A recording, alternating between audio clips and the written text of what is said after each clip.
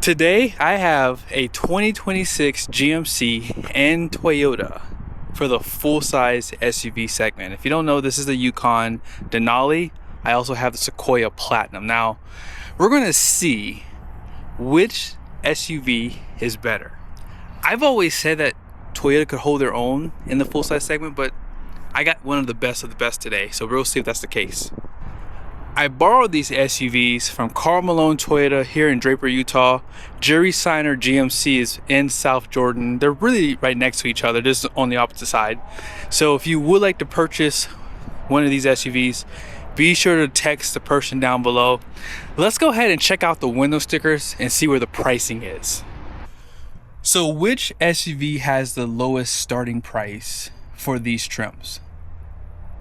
If you're thinking the Toyota Sequoia, you would be correct. It does have a base price of $80,835 for the Platinum, okay? Now for this Denali, $83,400 is the starting price. That's not including destination. Now destination for the Toyota is $2,095. For this Yukon is $2,795. Now, is this Yukon made in America? Yes, it is. Arlington, Texas. This Toyota Sequoia is made in San Antonio, Texas.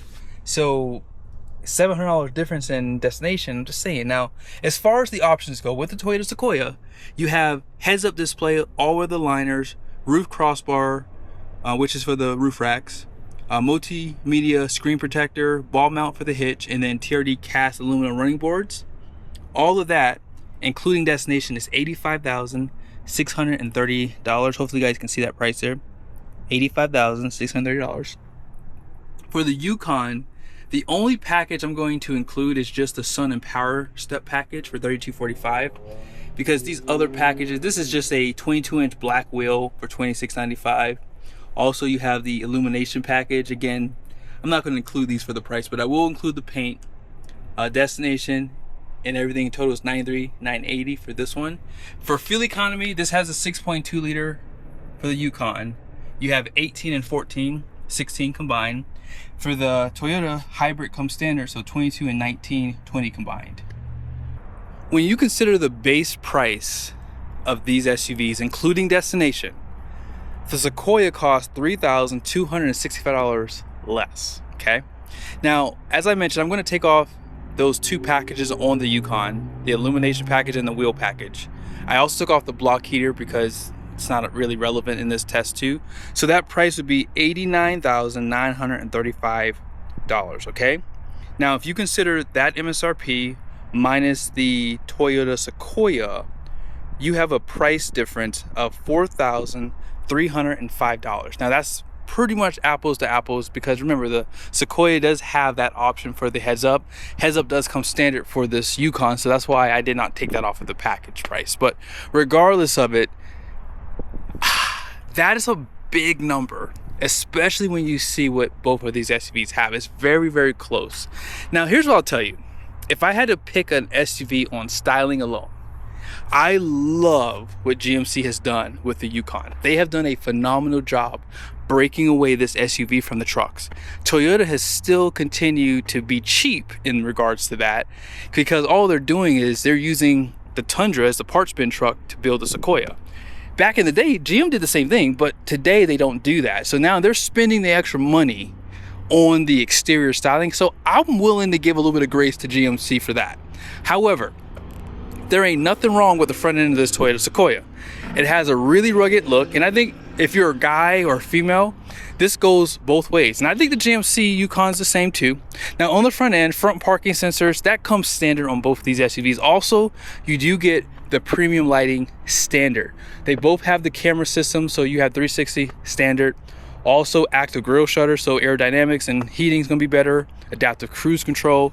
So these things come pretty loaded up. But I think if I had to pick on styling alone, I do like the GMC better for sure. I think that most guys would like the Sequoia better. Let me know in the comment section what you think.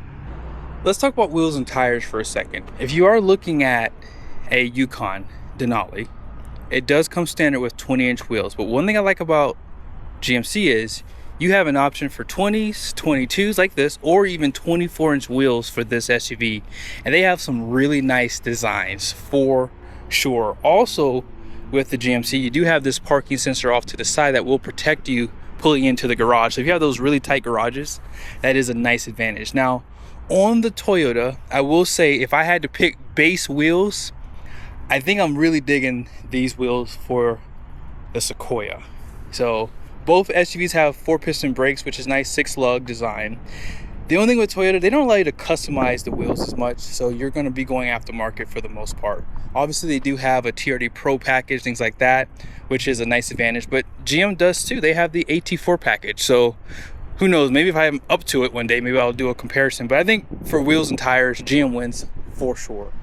Now, moving on back, you guys did see that on this Sequoia Platinum, they did option it with these fixed running boards. If you would like power running boards, that is available. Same thing goes on this GMC. It was an option to get these power deployable ones too, so just keep that in mind. So either way, you can get those options. Now, I did kind of skip over the suspension up front. Both do have a double wishbone independent front suspension. You can get air suspension on all 4 corners with the GMC. However, Toyota only gives you air suspension out back as an option, but it is an option for both SUVs. You guys see those fixed running boards? They don't look bad. I think they're just out of touch with the Platinum trim. Not sure why they put these on, but some people prefer fixed running board over the power, so at least you have that as an option. Here's some of the trimming on the side. Smart key system only for the front doors. They don't give it to you on the back ones here. However, you guys see the Denali badge right here. And you have a little bit of satin finishing right there. Smart key system for front and rear doors. Power folding mirrors. Blind spot alert on both sides. You have the cameras on both sides. However, you do have puddle lights that come here. Standard, that is. That one has like the little GMC logo thing that was shined down with that illumination package. Out back, this is pretty interesting. Which one do you guys like better for styling? I gotta admit to you guys, seeing them side by side, I think I like the GMC better. And I'm a little shocked because I do like the Sequoia, but seeing them side by side, I don't know. I would have to get a TRD Pro because that would change things a lot for me. Now, both SUVs do have the option to pop open the rear hatch there, and I like that. Now, on the GMC, you have the quad tipped exhaust, and that makes sense because GM is more of a sportier SUV, especially with that 6.2 liter. Now, on the Toyota side, they don't really give you a nice exhaust out back here. They do hide the hitch on both sides, and again, let me just see one more time. Yeah, I think I like the GMC better. And I'm a little shocked by that, just a little bit. Now, here's something that I think we have to really unpack here. So let me go ahead and pop open the lift gates here. Behind the third row seat, let me go ahead and put the third row seat up for both. Let me just do it on this side so you guys can see it. I want you guys to see just how much space you have behind that third row. This is probably the biggest disadvantage to the Sequoia, okay? A lot of people will say there's not a lot of space behind the third row. And you would be correct, 100%. I think that even if you compare these two, the Yukon wins. And we still have an XL version, which gives you even more space, more wheelbase, which means better ride too. So that's where the Sequoia will fall short. However, you gotta give it to Toyota because they have definitely innovated behind the third row seat. So now you do pick up a little bit of extra space. It's still less than what you get in the Yukon. And they also give a lot of customizations. So you can put stuff down below, you can put stuff up top here, you can bring the seat back a little bit here, like that. So maybe, just maybe, we'll just say that it depends on what you're looking for. Now, here's what I like about the Toyota. You don't have to hold the buttons to put the third row seat down. You can go ahead and put them down, go grab your stuff, put it inside. I like that.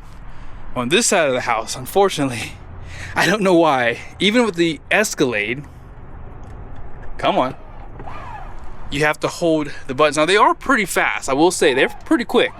They'll go down a lot faster than that Toyota, but you have to sit here and hold the buttons. I just prefer them to just do their thing while I go do something else. You do get this storage below the floor here, and on the Toyota you don't really get that because, yeah, there's a battery below the floor here.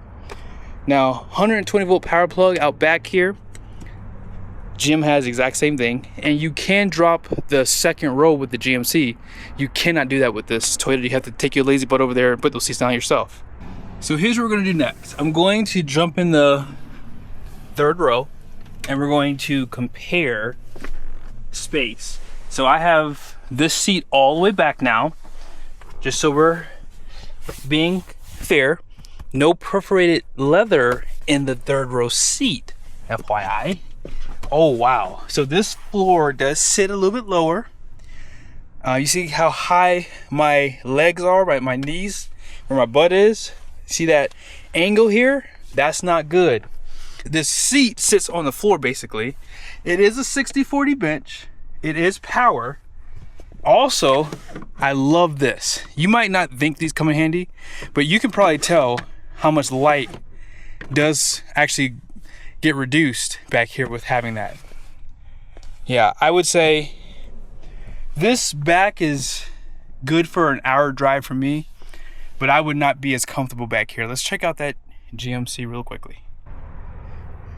One advantage I have to give the GM is this seat does go forward and back. The Toyotas are just fixed. Okay, so back here, I can already tell. One thing you gotta point out is perforated leather. And again, they don't have to do that back here, but they still give you that nice premium look. So this seat's all the way back, but this seat can slide forward. So there can be more comfort back here if it's allowed, if someone is sitting in that second row. But you see the bend? I don't have as much of a bend in my legs. This seat sits higher from the floor, so I'm not sitting on the floor. Also, the headroom is slightly better in the GMC. Now here's where things go downhill for the GMC. You see right here, you have the single climate control, and then you have these captain chairs heated versus heated and ventilated seats. This is a game changer. So if you have older parents that ride with you, right? You go pick them up, maybe you go to church together, I don't know. You have more comfort back here with the Sequoia, and that's a big deal for me. I like that. Now, also, second row, I know some people will say that's not a big deal, but more comfort, you get more darkening back here. If you want to sleep, you want to recline, let's see. Oh man, this seat reclines a good bit. It's not as much as I would like to see. We'll check it out on that GMC, but yeah, you don't get curtains on that GMC. See what I'm saying? No curtains. Now these seats, man. Okay, so the recline's about the same, so they both get about a tie there.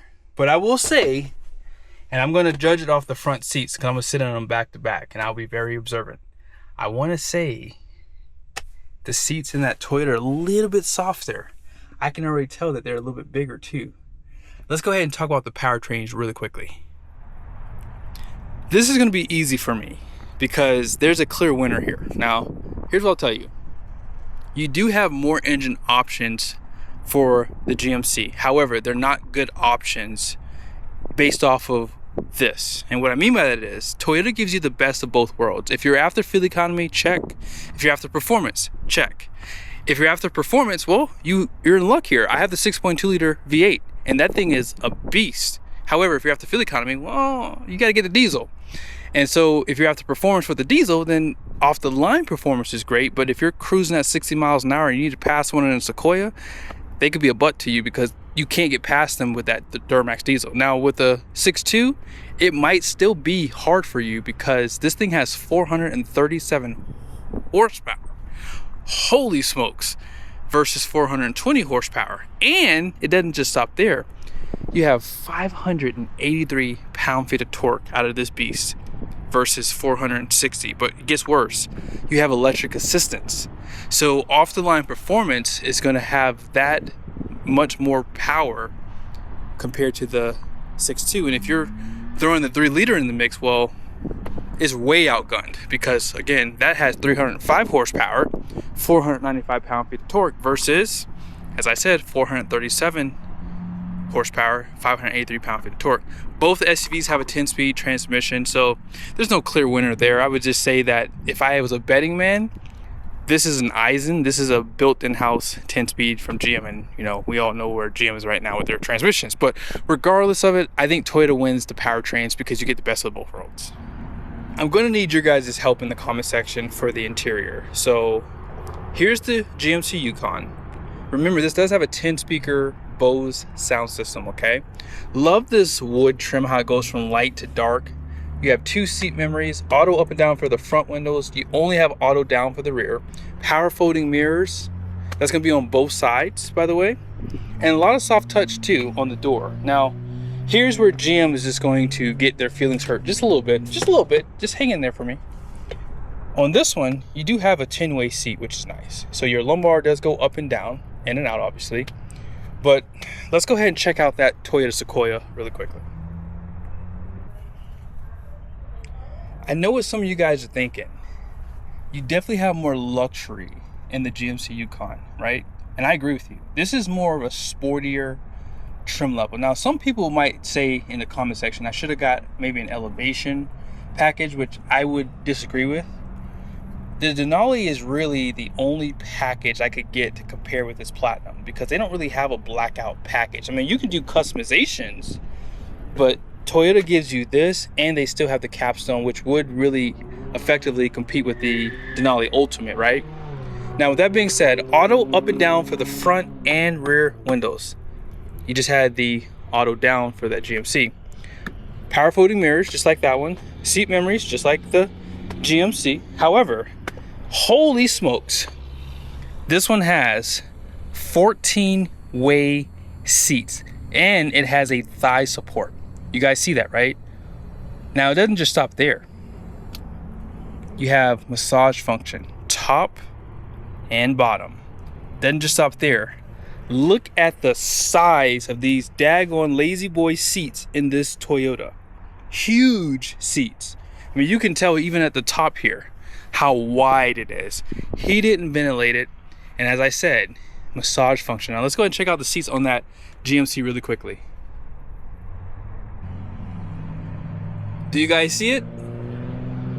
These seats are more narrower. They are stiffer too, so if you don't like a stiffer seat, these are a little bit more stiffer than the Toyota. I don't mind the stiffness. I think they actually feel comfortable to me. But no thigh support, so for those long-legged people, even if you're shorter leg, it's just nice to have a little bit more support at the, you know, end of where your knee is, right? Or where your leg connects to your knee right there. I just like that. They both have the power steering column, so no advantages there. As far as full drive goes, you get full drive auto over here. You cannot get that with the Toyota Sequoia. Now, this screen here, I do like. It only has one control. Let's go ahead and start it up. 14, or is that a 15-inch display up there for heads up? 16.8 versus a 14. So this screen is bigger. And I'm going to just say it.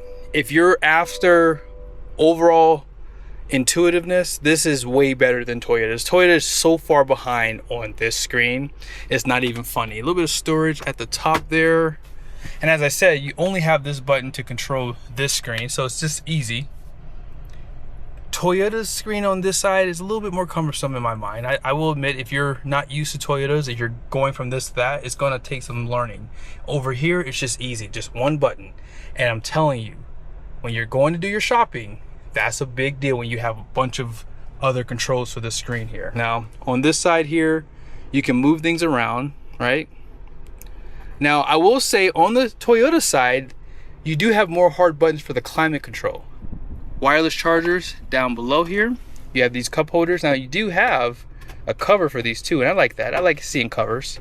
Now, this is something you can't get in that Toyota. I love this. And this is good for the wifey, because if she has a big purse, she can put that here and you can still slide this over that, right? A little bit of hidden storage down there. Very, very nice. They both have the twin panel, black headliner on both sides. But I will have to admit to you guys, I think that this is more well executed over here. It just is. And that's because they've been in this market a lot longer than Toyota has. And I think Toyota's just, they're stuck in their ways. Let's go back over to that Toyota really quickly. Here's some of the controls on the side. Power steering column. It's like a toggle for that. And heads up is a little bit smaller, which is not a big deal. But here's where I think Toyota kind of loses a lot of people. As I mentioned earlier, because this is really based on the Toyota Tundra, that's not based on the GMC Sierra.